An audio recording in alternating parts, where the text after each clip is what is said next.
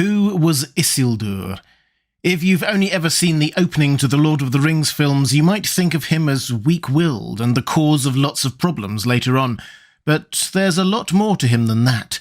It's time to reassess the legend of Isildur.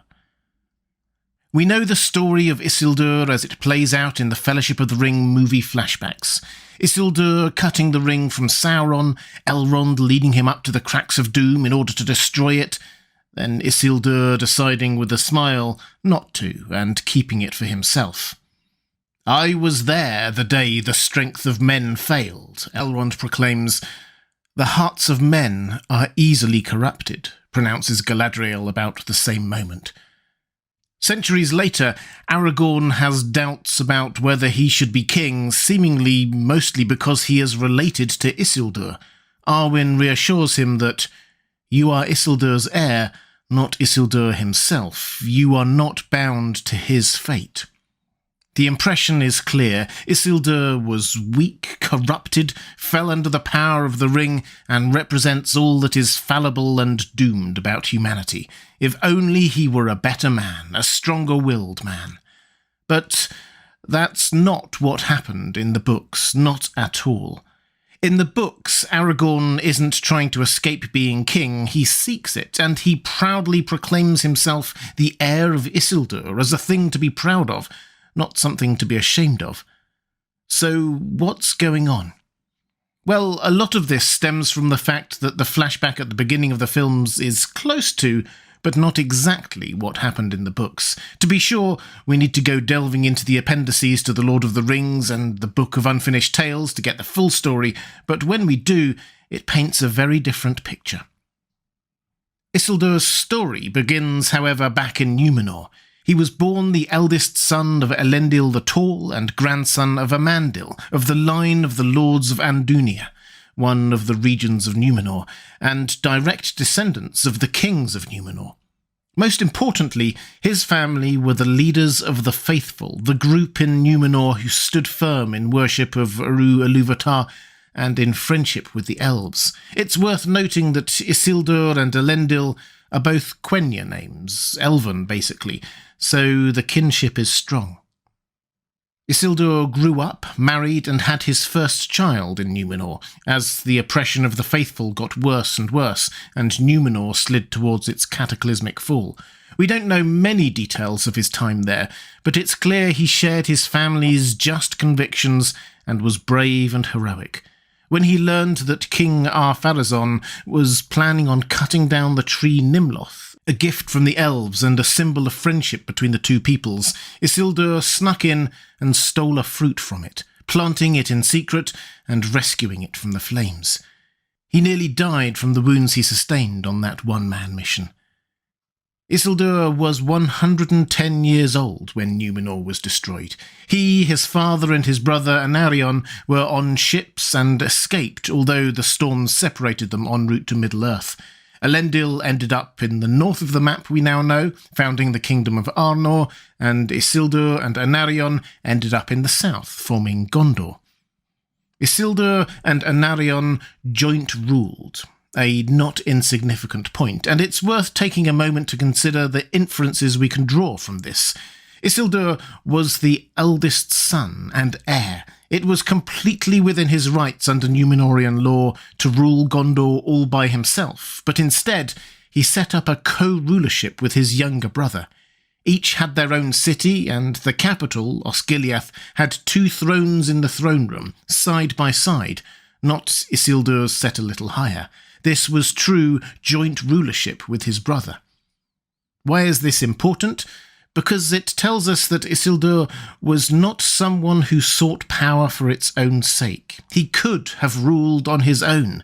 Everyone will have expected him to rule on his own, but he chooses not to. A big clue, I think, to why the One Ring later found it hard to control him. He didn't seek power like so many other men. But we're jumping ahead. Sauron had also survived the destruction of Numenor, and shortly after the founding of Gondor, launched an all-out attack on Middle-earth. Isildur's stronghold of Minas Ithil was overrun. Isildur headed off to get the aid of his father in Gil-galad, and the last alliance of elves and men was formed. We know the next bit of the story well. Sauron's forces were driven back, but eventually Sauron came out to meet his foes and killed Gil-galad and Elendil. Isildur grabbed his father's broken sword, cut the ring from Sauron, and ended the war. Up to this point, I am sure we can all agree that Isildur is a bit of a hero. There was that epic mission in Numenor, saving shiploads of innocent people from the destruction of the island, being humble enough to share rule of his new kingdom with his younger brother, and now ending Sauron's rule of terror. In the films, he then, apparently at Elrond's prompting, heads straight to the cracks of doom to destroy the ring. What a guy. But then, according to the films, he is overtaken by its power, refuses to destroy it, and instead marches off at the head of an army to, well, we're not told what he was planning to do, because he dies before he can do it. The clear implication is that if only he had more strength, all the problems to follow wouldn't have happened. We're invited to feel a bit sorry for him. The One Ring's power was huge and at its greatest at the place where it was forged, so we can hardly blame Isildur for not going through with destroying it.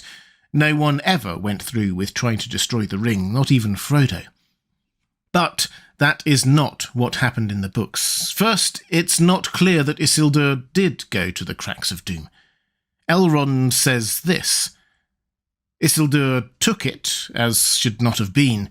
It should have been cast then into Orodruin's fire, nigh at hand where it was made, but few marked what Isildur did.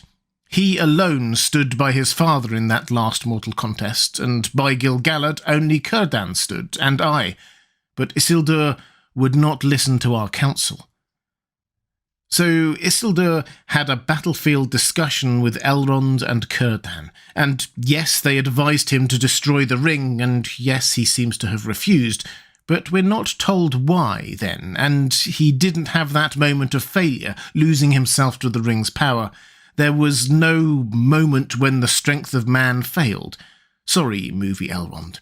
But even if that dramatic moment wasn't there, wasn't the outcome the same? Wasn't Isildur corrupted by the ring's power? Didn't he still head off at the head of his army down a dark path that would surely have ended in him trying to conquer the world himself? Well, no. In fact, he seems to do almost the exact opposite. After the war is over, Sauron is defeated and everyone goes home, Isildur lingers in the south, doing very sensible, boring tasks, the kind of things a conscientious ruler would do when preparing for peace. He inherited the title of the High King of Arnor, as well as Gondor, from his father, but instead of heading straight there and claiming his crown, he stayed for a year in Minas Tirith, we're told, restoring its order and defining its bounds. He went on a tour of the borders of Gondor with Elendil, his nephew, and left him in charge. There's no hint here of Isildur looking to conquer new lands, expand his kingdom's borders, gain new power for himself, save that which he was due to inherit anyway. No, if anything, he was giving power away.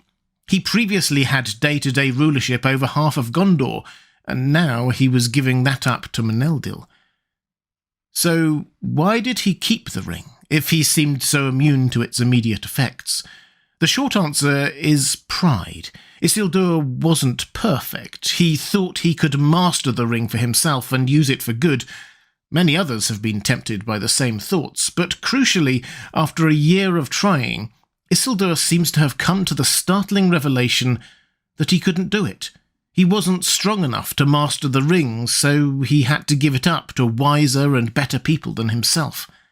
I call this a startling revelation because this isn't how the ring usually worked on people. Usually, the longer they had it, the more they thought that they were in control and that they should keep it. Witness Bilbo's slow descent into, after all, why shouldn't I keep it? And Frodo's insistence near the end that only he could bear the ring. So, his duty in Gondor done, Isildur set off north and westward. His fateful journey that took him to his death was intended to first be a journey to Imladris, Rivendell. He wanted to pick up his wife and baby son en route to his new northern home, but we're also told very clearly that as well as that, he was in great haste. He had an urgent need for the counsel of Elrond. Why? Well, we find out soon enough. Once the party had been set upon by orcs, Isildur's son came to him and said, "Why not put on the ring? If he did, then surely the orcs would obey him. He could stop the attack right then." "Alas," said Isildur, "I cannot use it. I dread the pain of touching it, and I have not yet found the strength to bend it to my will. It needs one greater than I now know myself to be. My pride has fallen. It should go to the keepers of the three." So Isildur was going to Elrond because he wanted to give him the ring. Isildur, perhaps uniquely among the ring-bearers, came to the conclusion after much introspection that he could not control the ring himself, and he decided that he should hand it over to somebody else, someone wiser than himself. Far from Isildur taking the ring to gain power and rule, he decided to give it up. It is only when things are looking really grim in that battle, when there seems to be no other way out, that Isildur agrees to put on the ring at all. His sons had been killed or were dying, and orcs were overrunning them. Isildur's oldest son came up to him. "My king," said Elendil, "Curion is dead and Aratan is dying. Your last counsellor must advise, nay command you, as you commanded Otar. Go, take your burden, and at all costs bring it to the keepers, even at the cost of abandoning your men and me." "King's son," said Isildur, "I knew that I must do so, but I feared the pain, nor could I go without your leave. Forgive me." And Isildur turns, leaving his men, putting on the ring, and tries to escape. To escape in order to give the ring up, to leave it to wiser souls such as Elrond to decide what to do with it. I think we all know what Elrond would have suggested doing with it. Destroy it. Finally, perhaps it now makes sense why the ring should make itself fall from Isildur's finger at that moment. The ring was not turning Isildur, and it was not going to. If Isildur had made it across the river with the ring, he would have been free, and it would have been destroyed. Better to lurk at the bottom of a river for a few thousand years than to be destroyed. So the ring abandoned him. Now, of course, Isildur isn't truly perfect. Pride does seem to be a factor here. It was his pride that led him to believe that he could master the ring in the first place, even if he overcame that. It was his pride that led him to be trekking across open country with a small force in the first place, believing all orcs to be vanquished. But he overcame his pride. His last words to his son, indeed the last words we hear him say to anyone, are, "Forgive me, and my pride that has brought you to this doom." We even read of Isildur's feelings in the moments after he realises that the ring had left him.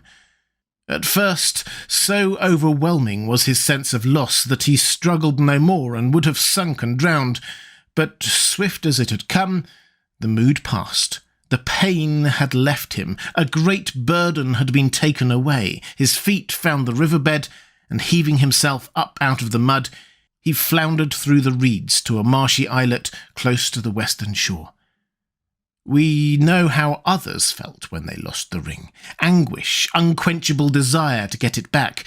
But Isildur emerges literally from the river, seemingly relieved that he no longer had the ring. Isildur was proud, but he overcame that. His last acts were all about trying to give up the ring, recognising his fallibility, about trying to get the ring to Elrond. That's why the ring abandoned him, and that's why we should honour him. At the last, Isildur did not represent the failing of the strength of men, but one of its greatest, most selfless acts. That's why Aragorn was proud to declare himself the heir of Isildur.